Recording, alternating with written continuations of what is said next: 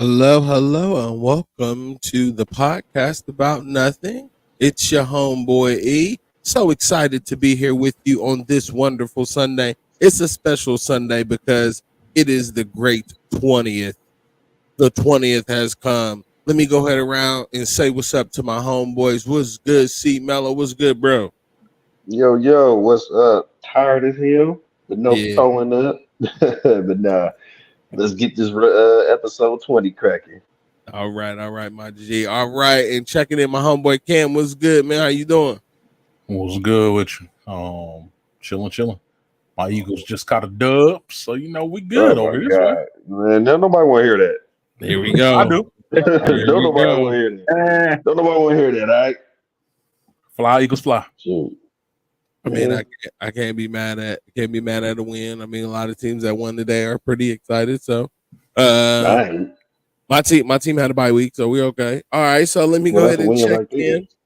Yes, let me go ahead and check. Oh, no, we've been losing the people we should lose to anyway. Let me go ahead and check in with Rome, the chef. What's going on, homeboy?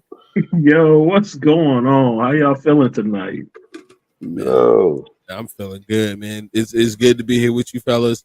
It is the 20th episode of the podcast about nothing. We done did Guys, plenty things. we done did 20 episodes of the podcast about nothing. Is that not a testament to putting in work? I mean, let's get these numbers on the board. I know it's not a major number, but it is a milestone nonetheless. Mhm. So, I definitely want to take time out to thank all of the people that do all of the work. I got a little echo. All the people that do all of the work that make this possible. This started with the dream and a team of guys coming together, thinking about how we could do the things that we enjoy doing and share it the way that we thought would be best. And we came up with this.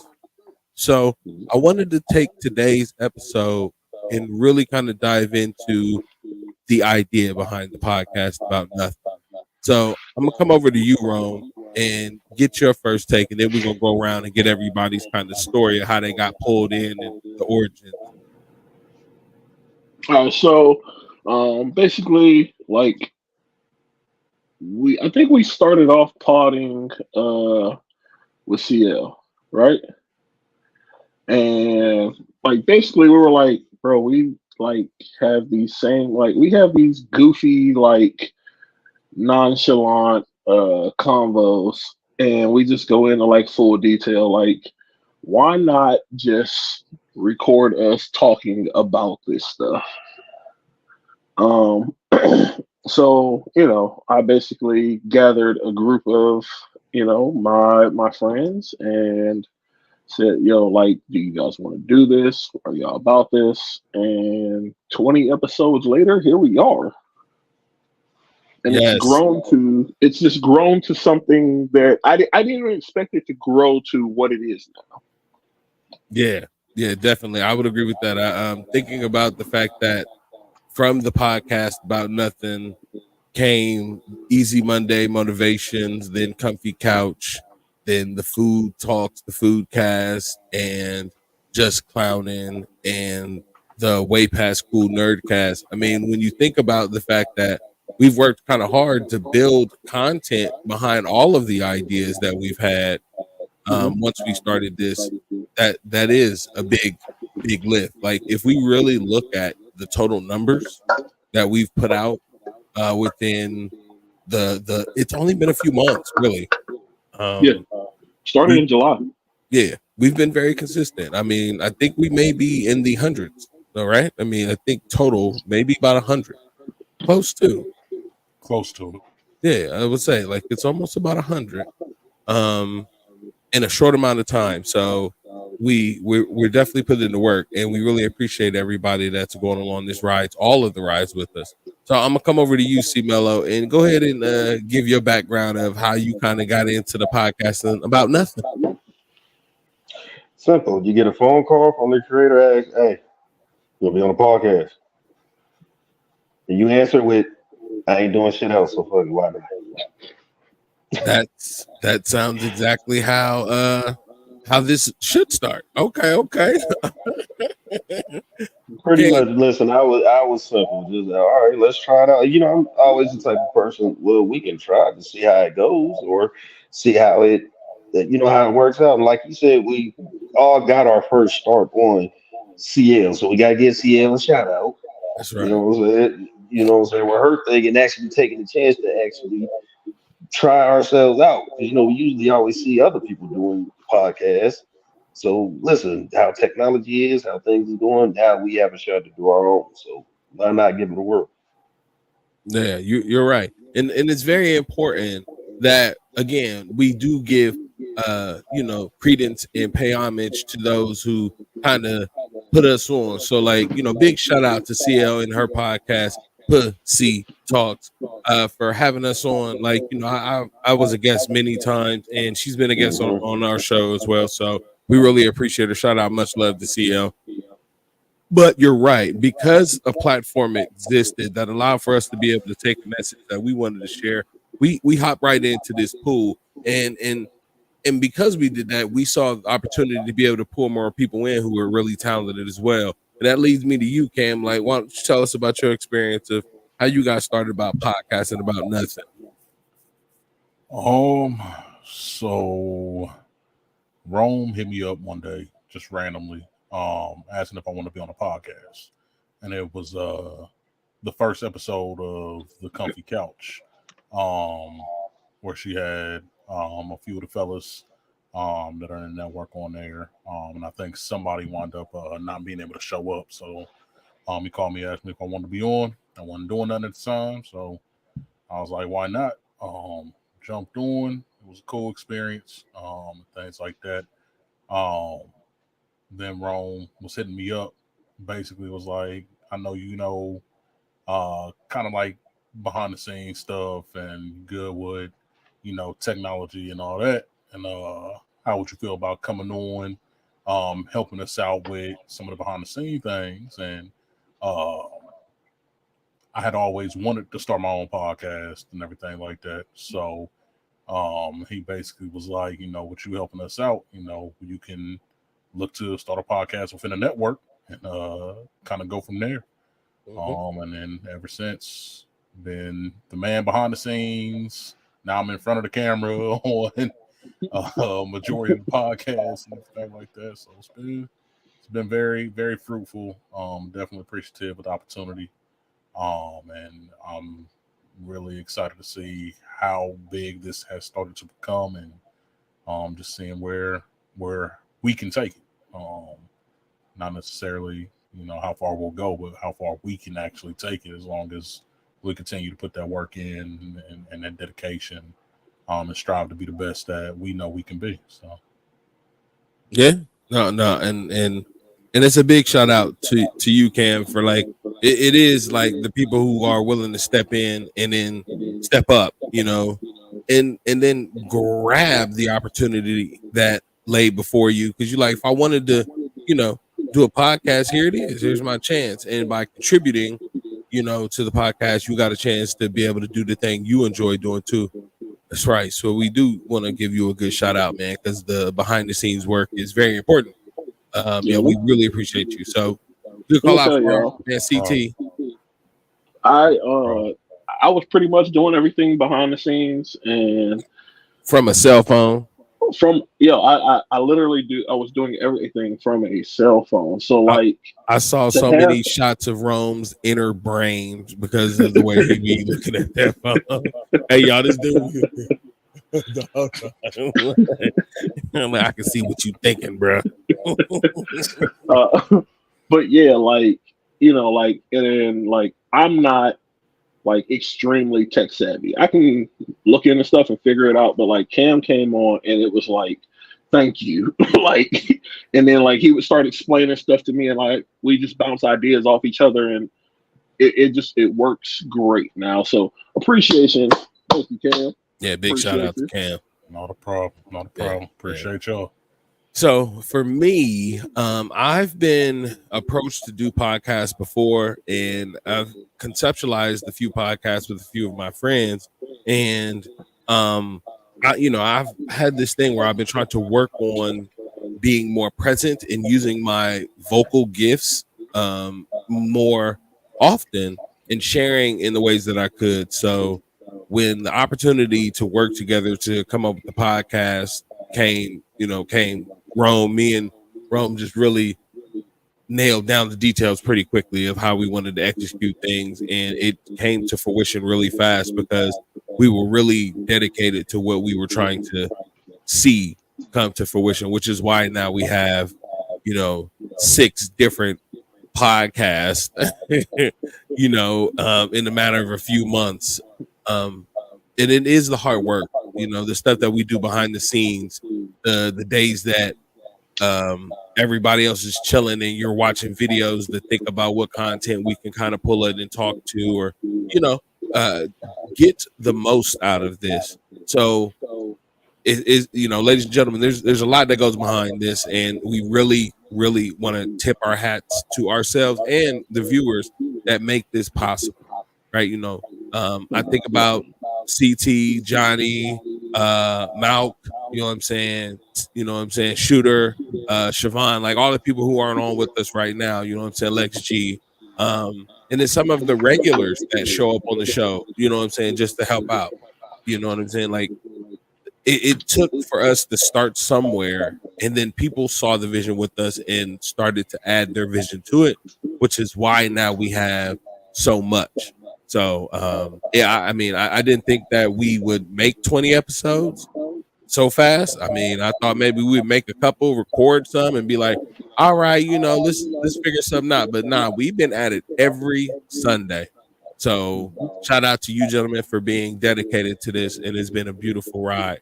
What's crazy is how sometimes, like, okay, so everybody, has a busy schedule, busy life. Very busy. And, doing the pods every week, like having different subjects for each pod. Like, I think sometimes we forget this pod. And then we're like, oh shit, we need subject matter for right. Oh, well, hey, what we're talking about on Sunday, right? Yeah. Right. It's like Saturday night or like Sunday morning. We're like, hey, do we have anything? Do we? And it comes together every time. So yeah. Nah, that it is funny because it is an organic thing, and that's what we wanted. We didn't want to, but y'all ain't about nothing. That's right. We ain't about nothing. We ain't about nothing, but we turn nothing into something. That's right, every single time. Also, the origin story for the name, the podcast about nothing. All right, so this is how the podcast about nothing came to be. Here we go. All right, 5 minutes prior to the show, BJ is running late. Malcolm could not make the show. So it's me, Shooter, and E. And we get to talking, and we're like just vibing before the show. And I'm like, hey, we still don't have a name for this show, like, nailed down. So, like, it's just like, oh, shit. Okay, what are we going to... And I'm like, hey, do you guys like Seinfeld? And we have this dialect about Seinfeld. If you go back and watch the first episode. Yeah, we keep like there's a dialect, like when we first come in and we're talking about this stuff. And that's literally how the podcast about nothing came to be. Yeah, it's pretty Seinfeld-esque. So shout out to Seinfeld lovers out there. We out here holding it down for you. So I want to. Apparently, E hates Seinfeld now. Yeah, I do, but that's a me thing, and I won't put that on anybody else. Yeah, he did not hate it. I've never liked Seinfeld. So. He did not hate it when the show aired the first time. No, he just hates it now. I do hate it now. Yeah, yeah. So just know. Yeah, just know the podcast about nothing ruined Seinfeld for me. It's okay. I mean, it's okay. Wow. It's my own work.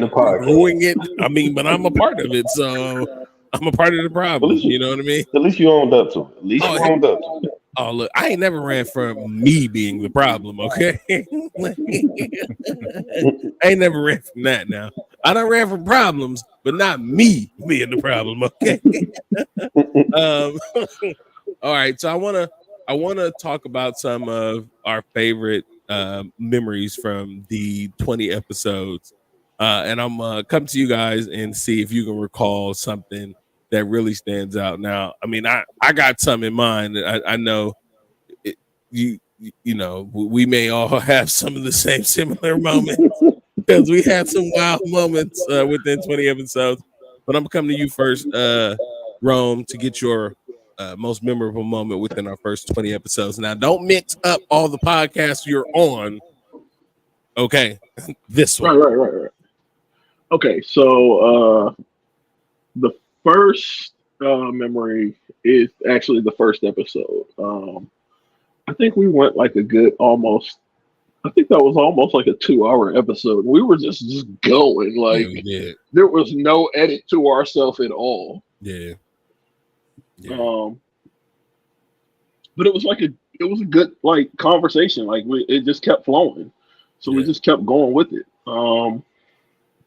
Also, I do want to mention at one point in time there was talks about a D battery. The D battery story. Yeah. And then there was, I feel like since BJ helped my family out today, CL, he ain't gonna be able to top you off no more. He How did that get involved? Like, can we go an episode without talking about topics? Like, so are you mad that you don't have to do it now? Listen, we didn't have to talk about it. I understand, but listen. Every time it's a topic, it's about topic, and my name is mentioned in it. Also, I think we should bring to light that we found out that Cam is a sexy chocolate drop. Yes, he was. He was called a sexy chocolate drop. What the fuck are we bringing that up for? Yeah, he was. He was called that. He was. Welcome to my world. Welcome to my world. Hey, listen. The imaginary battle between Cam and CL was amazing. Her imaginary. No, that shit's very real for somebody. Not me, but for somebody that's very real. Her imagined slights were the talk of the entire podcast one. And it was about stuff that never really happened, but it ever.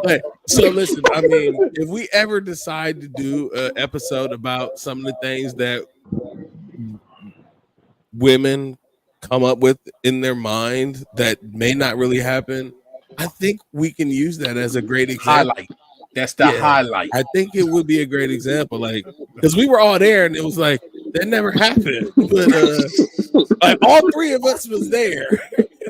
Listen, but she made a whole story. My mom's watched the episode and she was like, "You don't even call women bees. Like you don't even use that word." Right. That was mine. That was my favorite episode by far because like having to dance around the subject and keep moving the topics too and keep the rest of the show going while navigating that and then kind of like having to be like, all right, let's play nice children. Like, but it's really one child just trying to abuse another. Like, you got like stop biting. It's okay to have mouths. Like, no.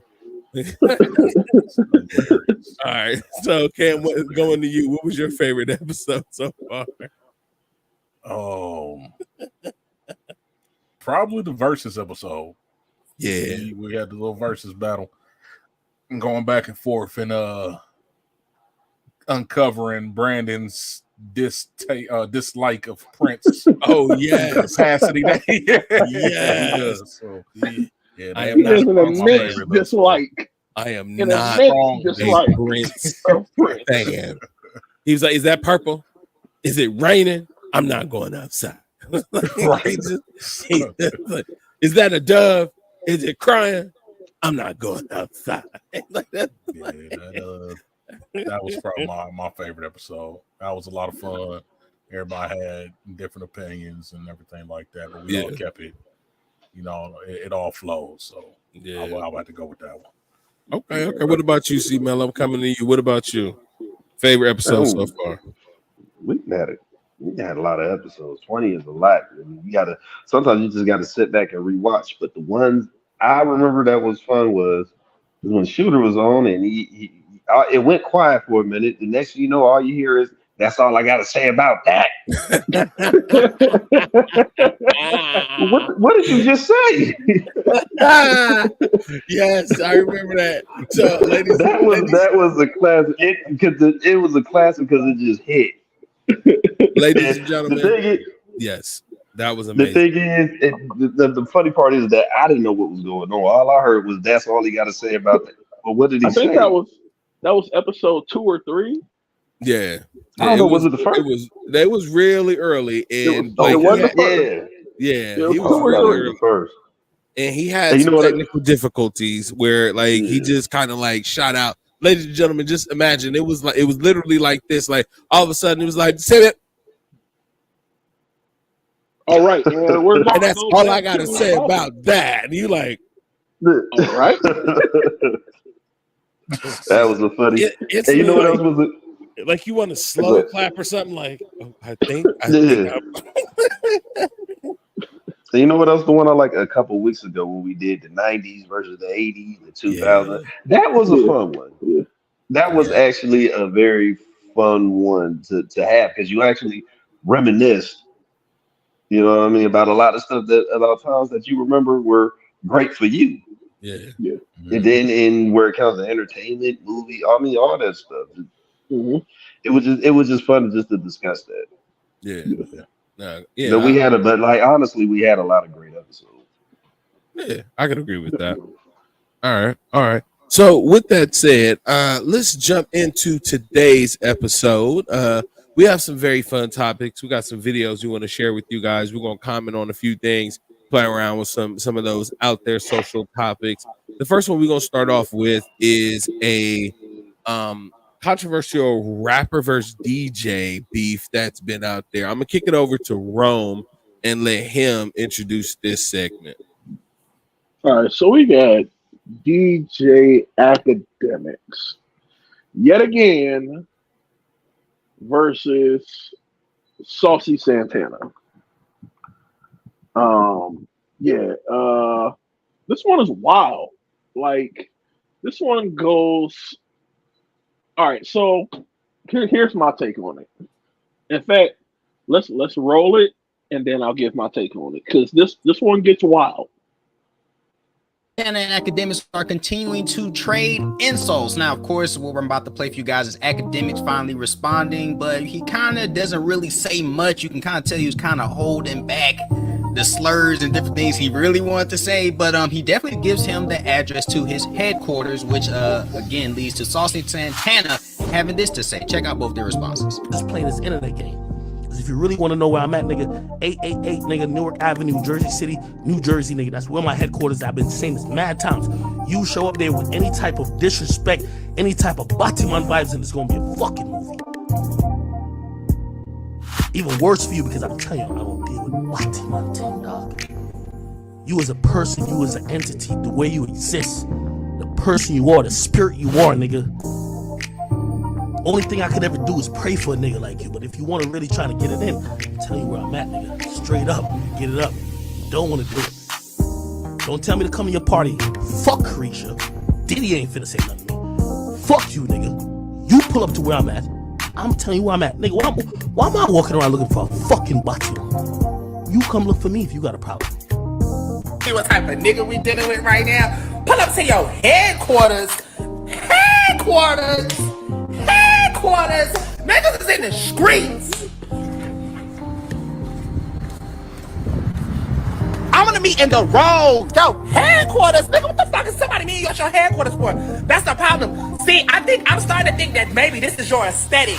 You do the fake internet shit, and then you sit in a room full of motherfucking cameras and trying to make a bitch crash out. You know, that's like, we from the hood. Oh yeah, that's how you tell the bitch, come in my house, cause I can do whatever I want to.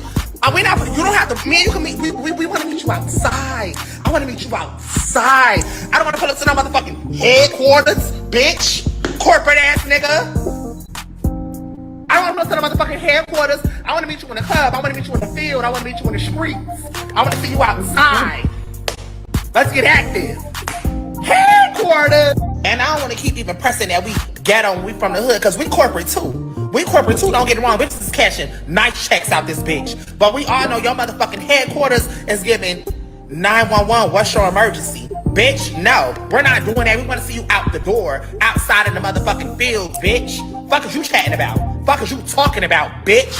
Body man, bitch ass nigga. Nobody not pulling up to no motherfucking headquarters. Think this bitch work for McDonald's or something. Stop motherfucking playing with me, bitch. We want to see you out the door. In the streets, in the field, in the streets, in the club. Yeah, somewhere let's get it on. Bitch, that's what the fuck we want to do. Bitch, and after I beat you, I'ma fuck.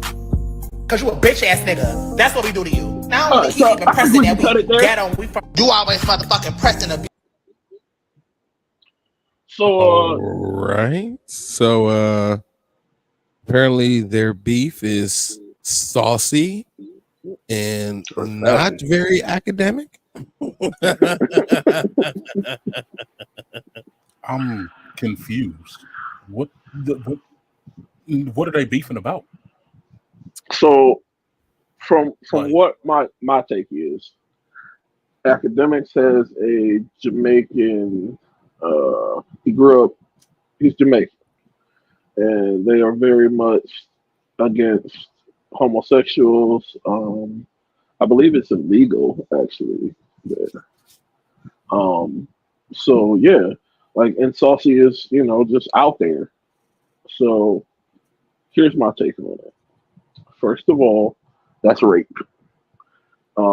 If it would have been a male saying this about a female, they would have canceled him.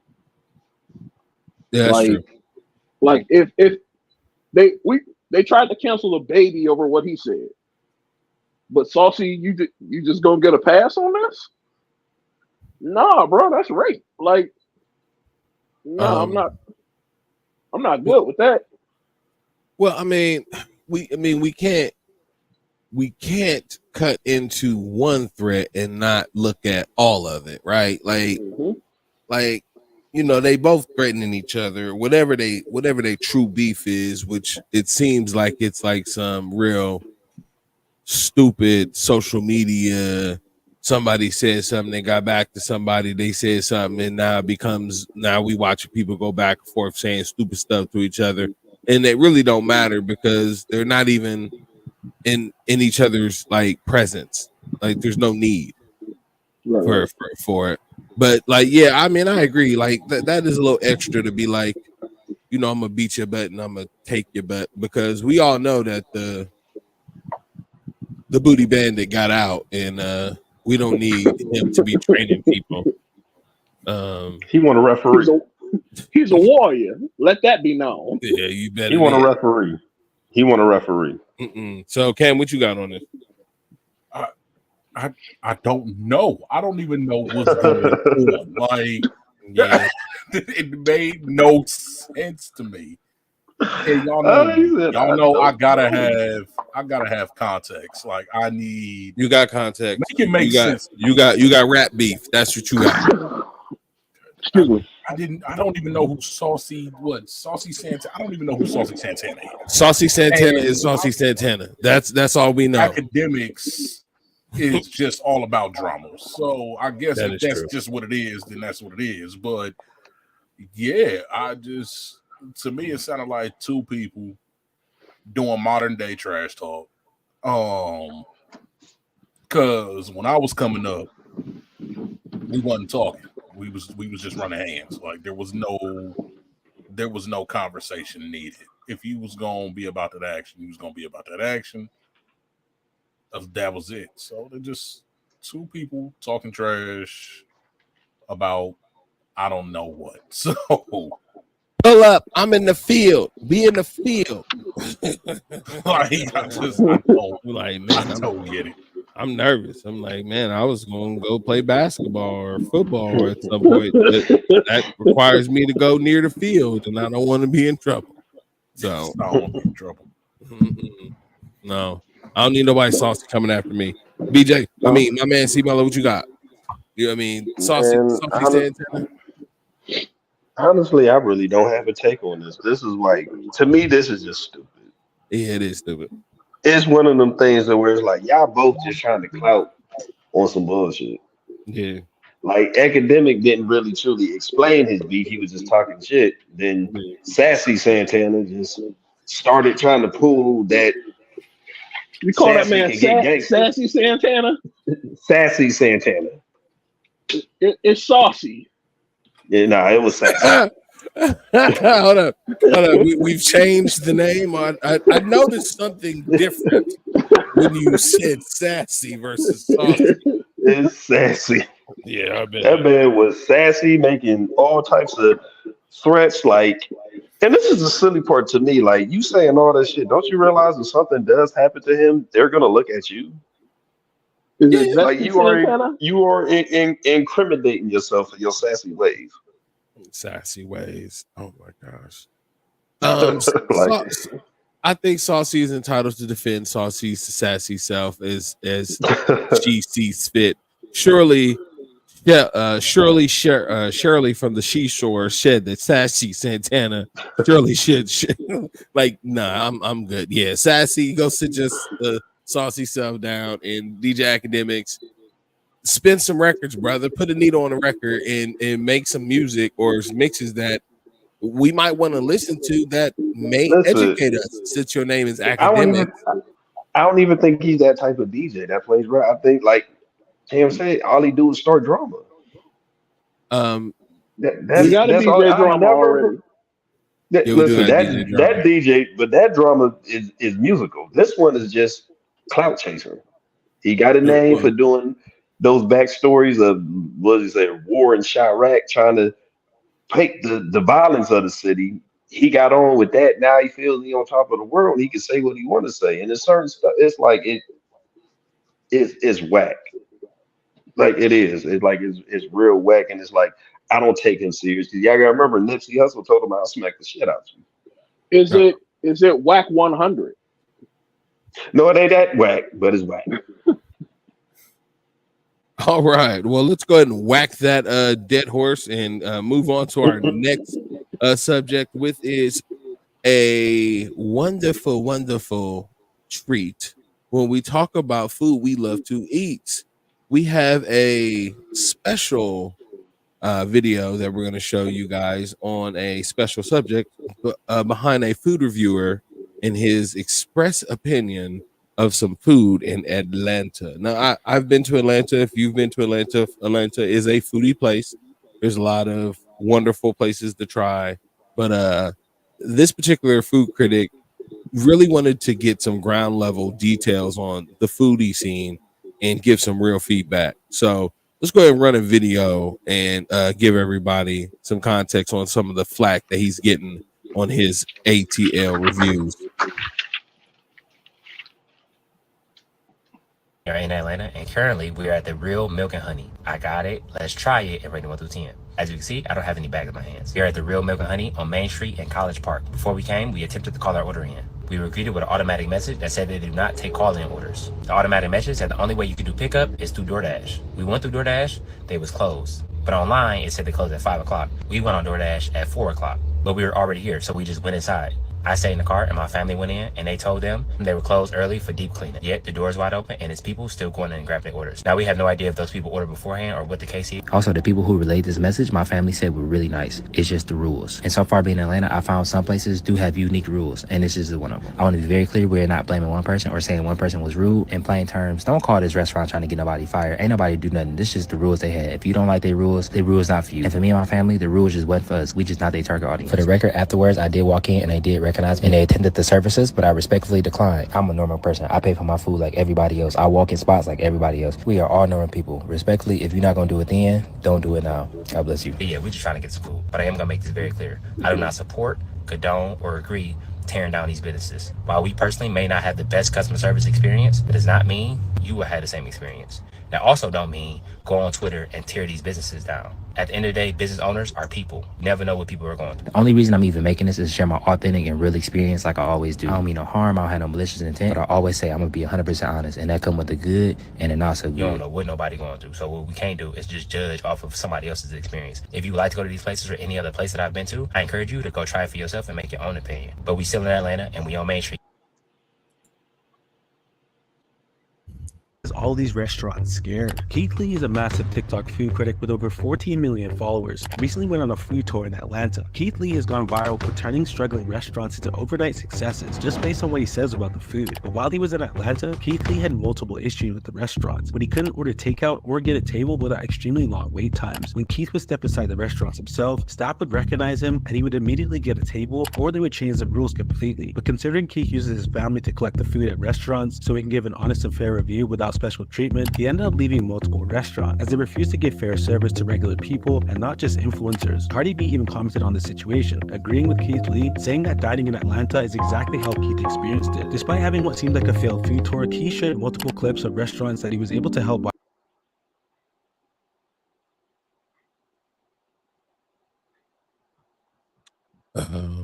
Video stop. We paused.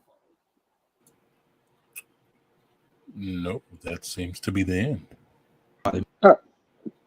Yeah, that's the end. All right, cool.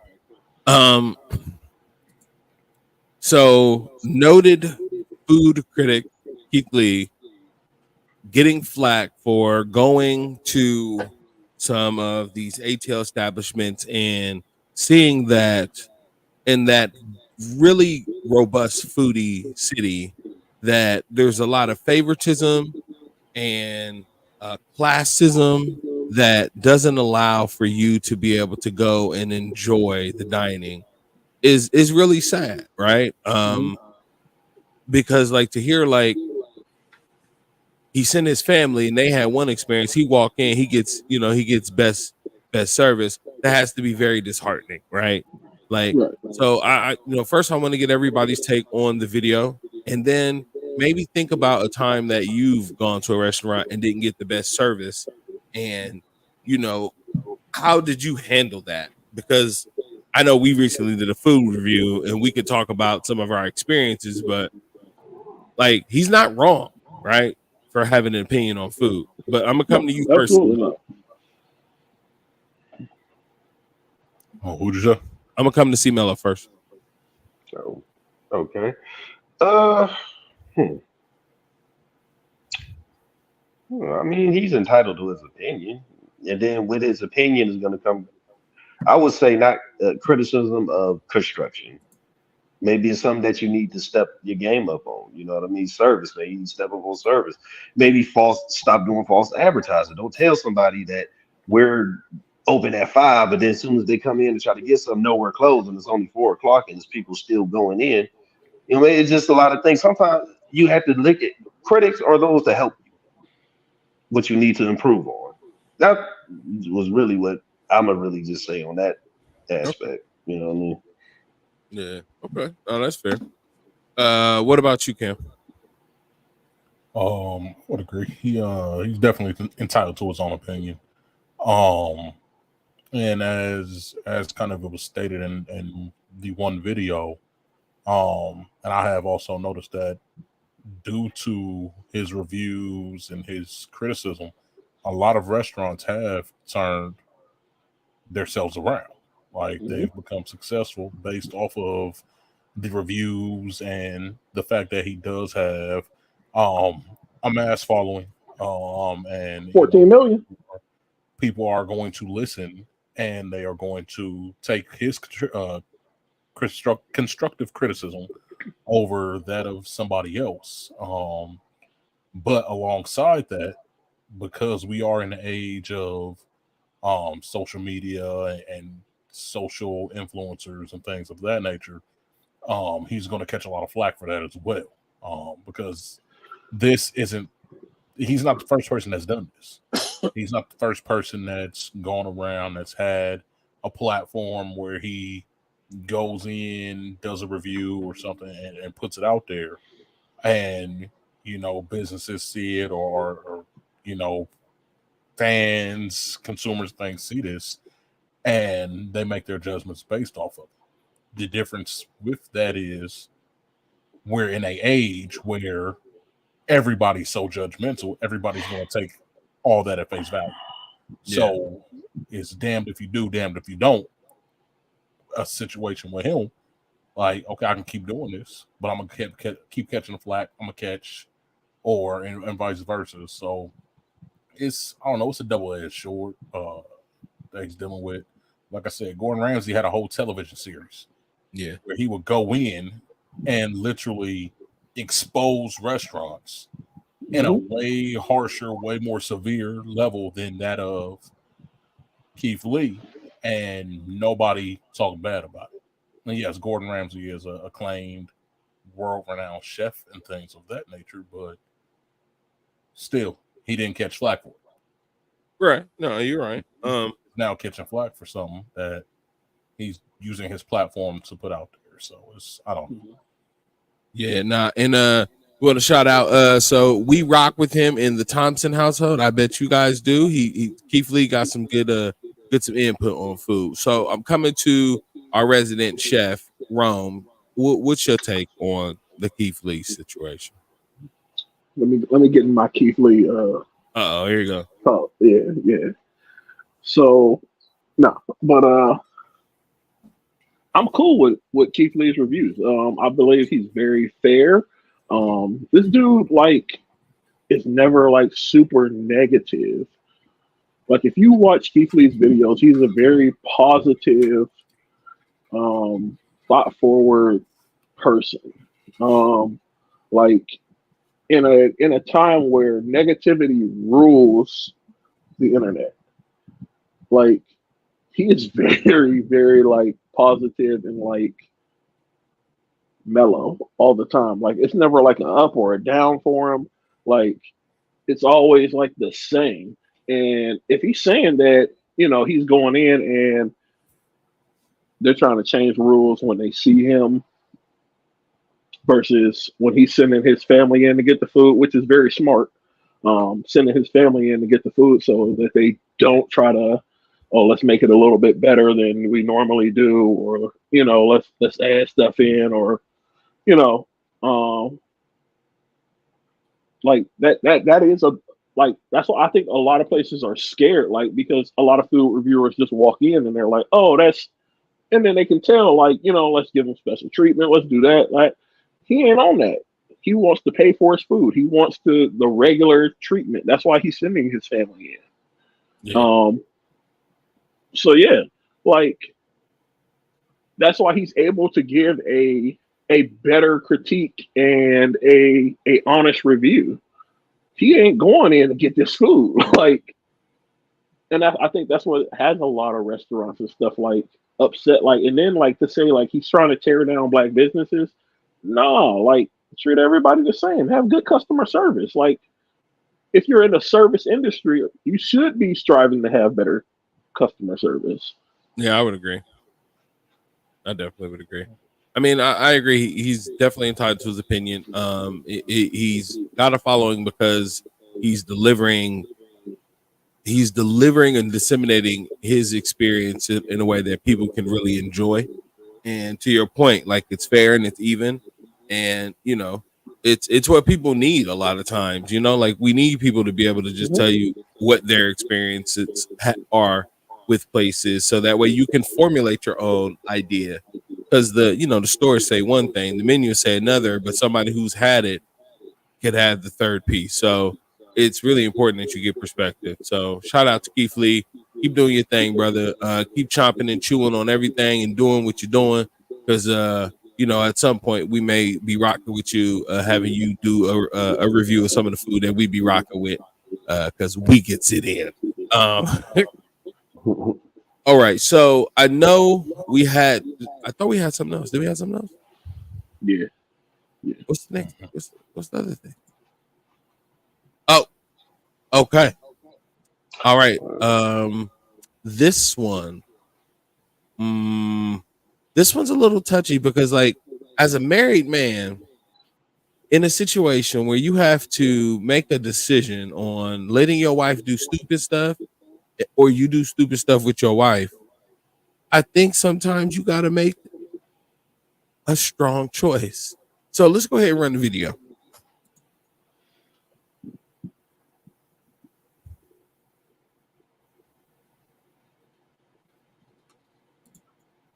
Terminal. He told her she didn't have to.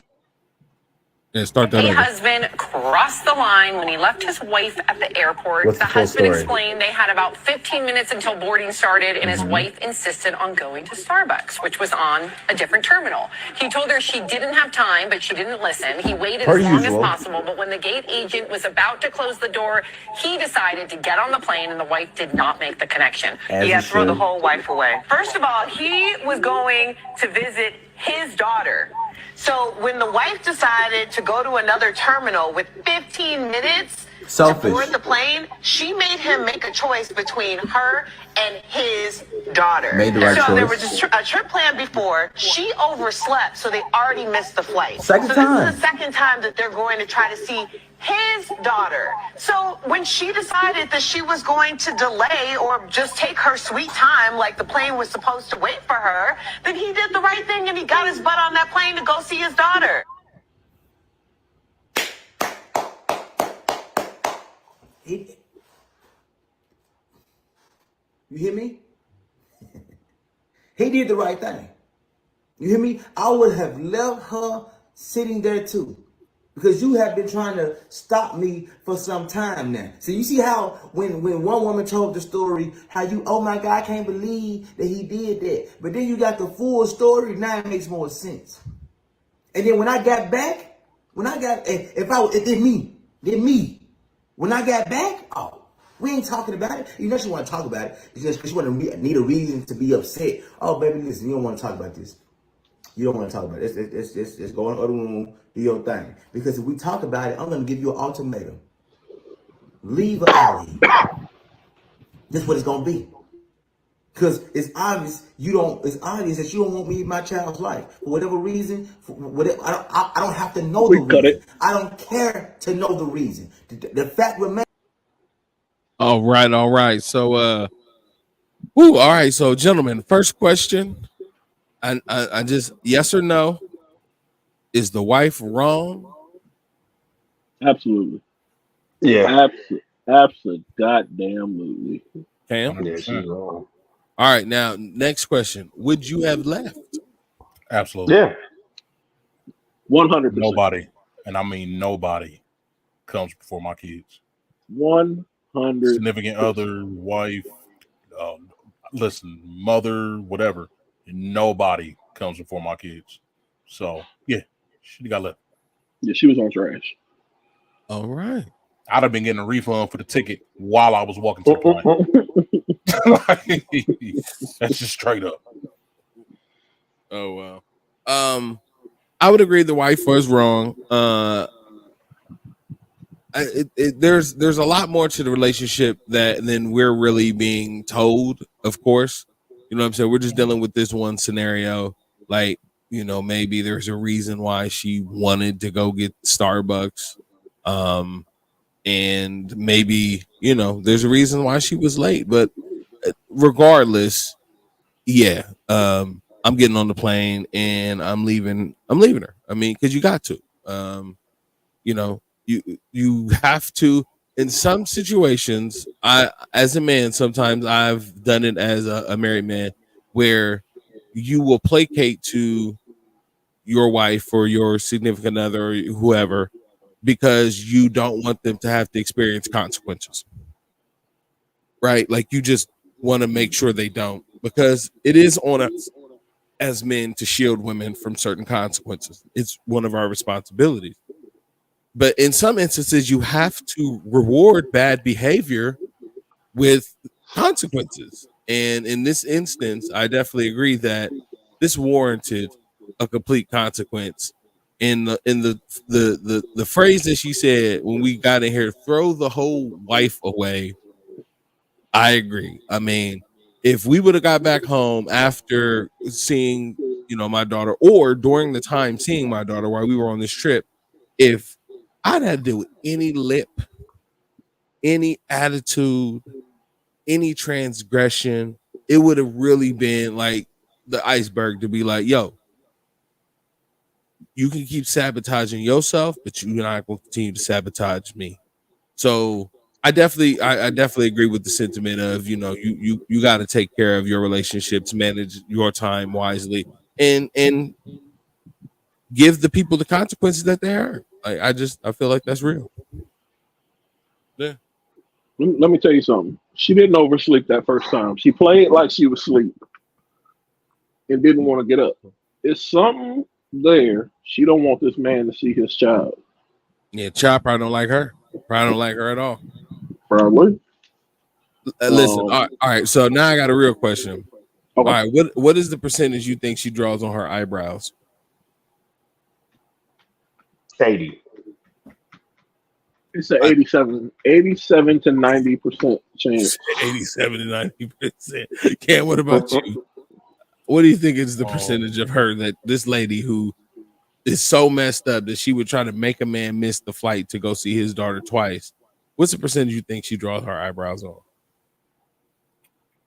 I'm gonna go 2% because I feel like she got them tatted on rather than. Okay. Yes. Okay. So we got Nicole telling us about a 95% chance she draws her eyebrows on.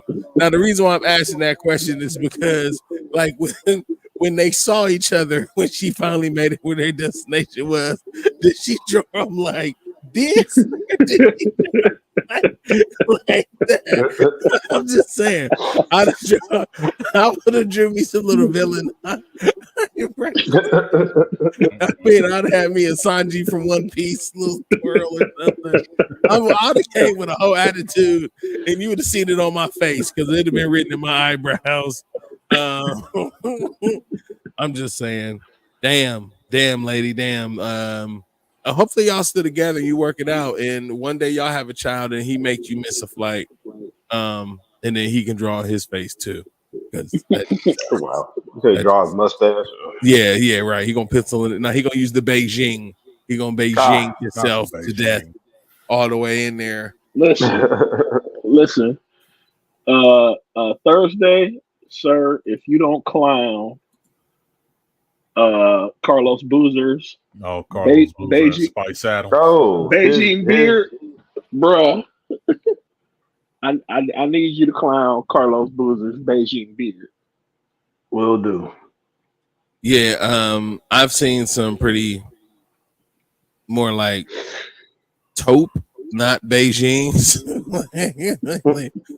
like, yeah, no, it didn't work out. But all right, so I mean, the hell would make you want to take shoe polish and put it on your damn face anyway? I don't know. I mean, women draw a whole face on top of their face when they do makeup sometimes. Like, I've seen the videos where, like, you start with one girl and she looks like, well, no, matter of fact, I like the reverse videos, right? Where you see the girl with all the makeup on, you'd be like, right? Like, you get the and then like they take it off and you like, It's the same sound, but it means different things. The other way. When did you see him before? When they put the makeup on? Now you in the club suspect. Like, right. You might come out that thing looking like the Predator. Oh yeah. Oh, listen. I've actually been in the club and watched a girl's face sweat off, and I was like, "Dang, girl, you melting. You are not my type." And go on, and roll. Because Buddy, the Beijing thing is crazy. I seen somebody sweating the Beijing out too. So yeah, I definitely think that if you are a piece of trash human like this woman may have been, I don't know, she could be a great person, but I just always ask the question of like, What is you never know? She could be jealous of his daughter. I think Could be so. a time. Yeah, I think so. There's some kind of animosity there between his wife and the daughter. Yeah, I mean, and it could be his only daughter too. She could be daddy's little girl. So yeah, you're right. There could be. That's why I said nobody comes before my kids. It probably should have been an understanding. Like, you got to understand how this goes. Well, I mean, yeah, most people do most people do try to establish an understanding when they, are trying to co-parent, and there is a step parent in the situation. But I mean, again, we don't know enough about it, but we do know that she was late and she got her ass left. So that's 110. We got it in. All right. So I want to go ahead and kind of pull up for our final thoughts and really do a round robin, because 20 episodes. No. We got something else? We got one more topic. We got something else? All right. What else we got? Bring this thing on. So last night, y'all don't know this yet, but last night we did do a full review. Oh no, not this topic. And as I was trying to skip the topic. Trying to skip it. No. As we were leaving, it was brought to E and myself's attention that our resident chef used to play a game back in college. Before I pull this banner up, you want to go ahead and explain that game, Rome? And first of all, we were not in college. Not in college. I'm sorry. This is well into adulthood, which makes it worse. Yeah, it did. It definitely makes it worse. I tried to save you, but go for it. All right, so this man from this. If you were ever a young lady and you came over to my house on Cordova, that's terrible, guys. It's absolutely horrible. We gonna get in there was a game that was played, and maybe you weren't aware of this game, but there were animal sounds that were made in the midst of the jungle. And that's what we calling it, the jungle. You were prey. Listen, that house was an animal house. You were prey on the Serengeti. And yeah, so the game was, and I'm not gonna out anybody else that lived on Cordova. But there were three of us. And if you were in room 1, 2, or 3, you might hear animal sounds coming out of this room. And there needed to be 5 in order for you to win.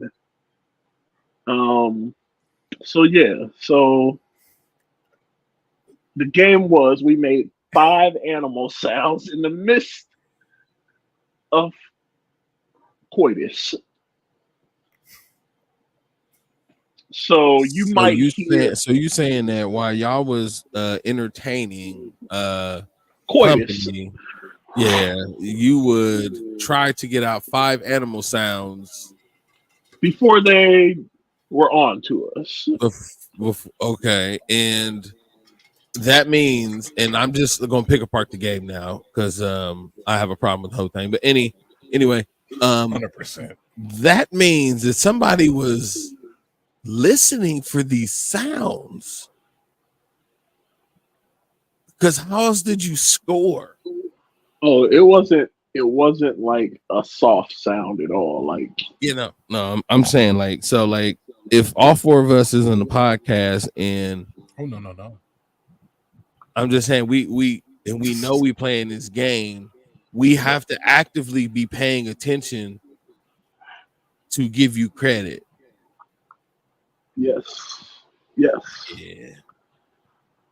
Shout out to the roommates that I had that knew to leave the whole house when I put a sock on the mailbox. Okay, Jesus. Shout out to the fact that I don't do roommates. So this game will never get played by me. BJ, are you or Mello? Are you partaking in this game? Are you? No. See, during that time, I was in a relationship. So I was, I was hearing the story. Wait. Hey, no, hold up. No, I'm not about to let you slide. You didn't answer He the didn't say he wouldn't answer do the You question. it. didn't say you wouldn't do it. You said you was in a relationship. That means that if you wasn't in a relationship, you may have been over there, ribbit, and all of that with these idiots, right? That's what you said. Yeah, more than likely. Okay. They were bad influences. Yeah, you I wasn't didn't have a influenced, problem you with it did because but I was clear from the animal kingdom. But I did hear the stories, and I was kind of upset because I felt like I should be over here at the animal house, but it got a little crazy over there. So that's why I just said, you know what? Maybe I'll step away because it was other stuff that was. Oh wow. Let's just say it was a lot of other.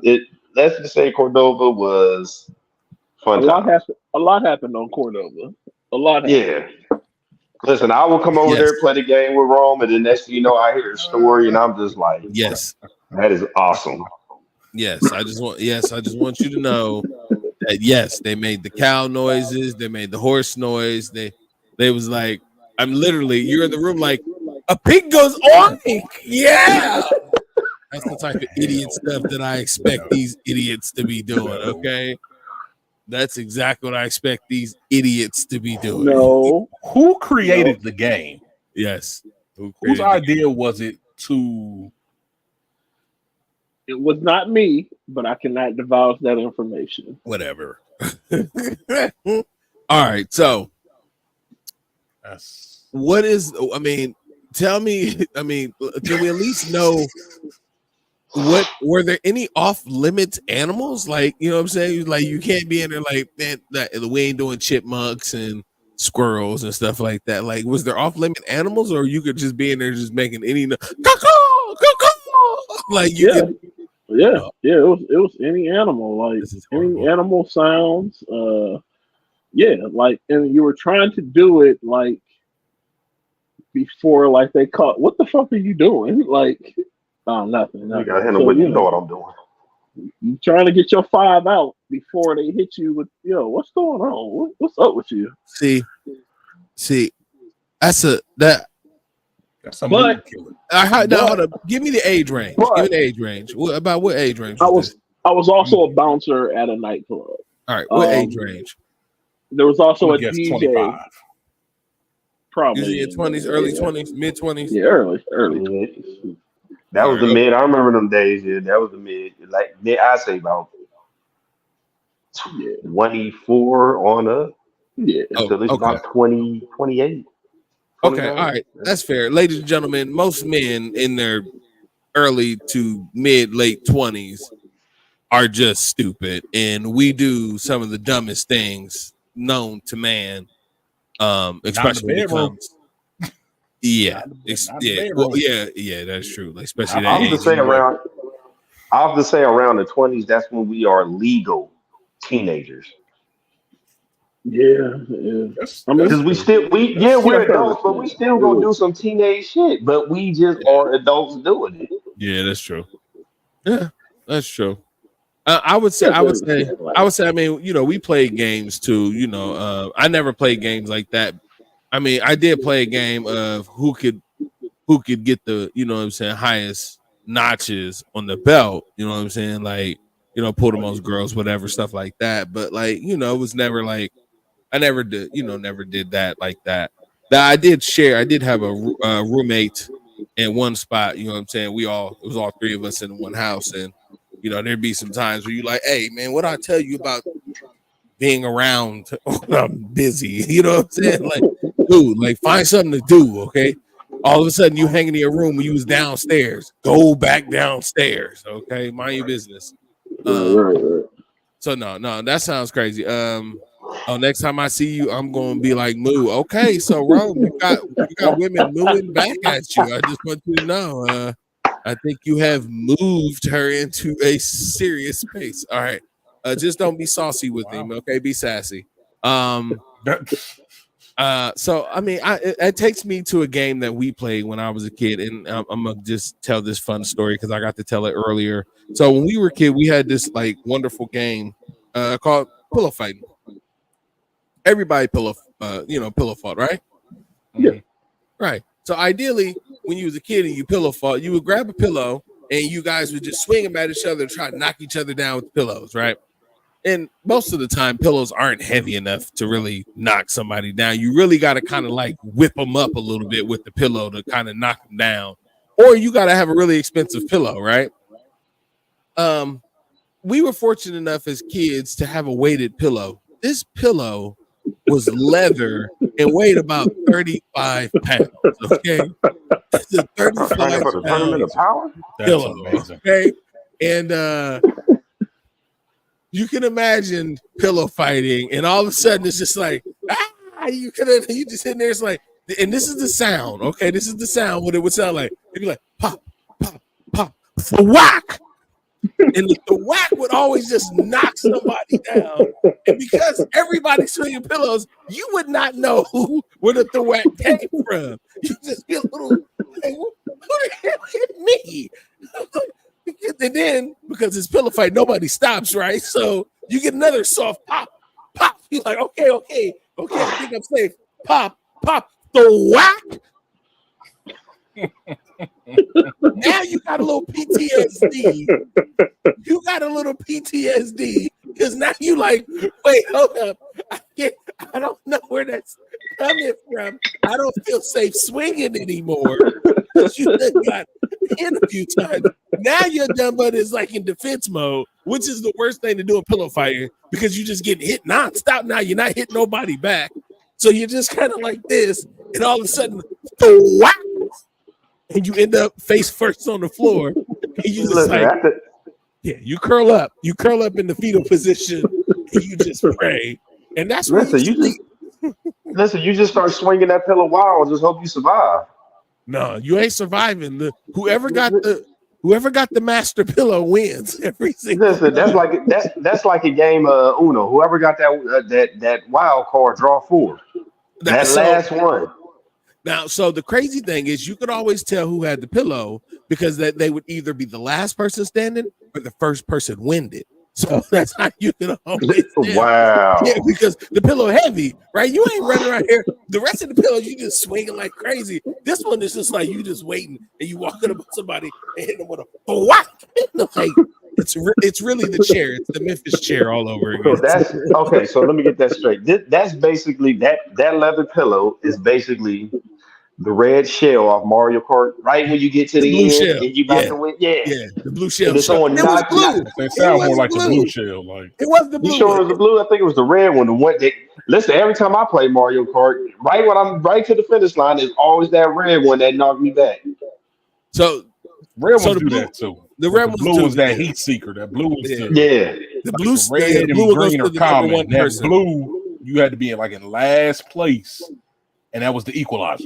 Like it would hit the person in pole position. It's the pole position. It would hit everybody en route to the person in pole position. So if he was in his way, it did not care. So yeah. So Now, and the crazy thing is the pillow was leather and blue, so it was the blue shell pillow. But that was the type of games that we played. You know what I'm saying? And because of that type of game, I have a leather pillow. Sir, don't you watched American Gladiators? Don't judge me. Now I'm just gonna say that has nothing to do with y'all having a leather pillow. It has everything to do with a leather pillow because this next segment that we gonna go into is we're inventing pillow fight wars, guys. We're gonna have pillow fight wars. They already have that. Yeah, I mean, but not with the leather pillows that I'm talking about. We're gonna have different tiers of pillows. I ain't want you to get your hopes up that you was getting something brand new. Like this brand spanking new because you're gonna have 50, 60 pound pillows that people gonna have to transport places and then have battles with in full-fledged of pillow armor. Like I am going in 60-pound pillow. Yeah, 60-pound pillow. Okay. Sign me up. Yeah, because you getting there's only a few people that get those, and you can only hit people at least 2, so you got to save those, right? They like super grenades. That's the power move. Your super exactly. Power. Yeah, like that's the dude that's standing back, right? You know what I'm saying? Like, don't let him get to the goal. All right, yeah, he got the one hitter quitter. So, but if he's slow, he's getting dipped on, and you're scoring. So, but I definitely think pillow fight wars would be fun with the weighted pillows. But yeah, no. Thank you guys for another wonderful episode. We on episode 20. This has been amazing. We'll go into our final thoughts and get a wrap up. So I'm gonna come to you first, Cam. Just to kind of mirror what he's been saying, and kind of everybody's been saying the whole podcast. Definitely want to thank each and every one of you who tunes in every Sunday, and not even just on Sundays, who tunes in throughout the week. This particular show might not be your cup of tea, but there are shows that we have that we do have a select audience for, and we just want to thank every single one of you who tune in, and definitely a big shout out to not only these three gentlemen here, but the entire Podcast About Nothing Network. We wouldn't be able to do what we do and bring you the content that we bring you without the continued support and the time that everybody puts in behind the scenes and each and every day. So definitely thank y'all. We look forward to bringing y'all 100 episodes, 200 episodes if we can get there. God willing. So definitely be on the lookout for even better content going forward. That's all I got. Watch Way Past Cool Nerdcast. Yeah, man. All right, coming to you, C Mello. Yeah, just like to say, this has been a fun ride. It has. It's been a fun ride. Met a lot of great people who guest on the show. Got to connect with a lot of people on the show. You know what I'm saying? Got to see other people else. And what's cool is that it spawned a lot of different shows, that from Easy Motivation Monday to Comfy Couch to Food Talk to Just Clowning to Way Past Nerd Podcast. That's dope. Like, it's dope how we all mess it up, and I'm on. Listen, man, I just said it. I know. Listen, we lost, man. We lost. So I'm gonna keep messing it up. That's why you lost. Nah. Yeah, whatever. But it's dope. Like how we all just came together and just make basically from nothing into something. And look how it spawned. Like, we basically got the whole week on lock. Other than Saturday, but we basically got the whole week on lock. Like, it's dope. So really, that's my final thoughts, really. No, I definitely agree with both of you. It's been a wonderful journey, and we get better every single week. We continue to work on our craft and do this because we care about not just the quality in the content of what we're putting out, but like the character of the shows that we're working on. Because like they all have their own lives, and to Cam's point, like they are for each different segment of people. Like everything is for somebody, which is why we have a network, because we want to make something for everybody. So with that, I'm gonna go ahead and do our round robin, and you guys have just witnessed the Podcast About Nothing, episode 20. Here we are. We got a little bit more. We'll probably take a break as we go into the holiday, so be on the lookout for us to kick off season 2. On Monday, you got Easy Monday Motivation with me, CT, and Johnny My Liege. On Tuesday, you have the Comfy Couch with my homegirl Siobhan.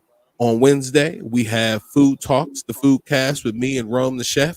On Thursday, you have Just Clowning with my homeboy C Mello, cracking them jokes. And then on Friday, you have the Way Past Cool Nerdcast with Lex G and my homeboy Cam. That is our T-Pan network. We are here for you, and we love what we do. So, it's time for me to kick it over to Rome, and he's going to bring it on home.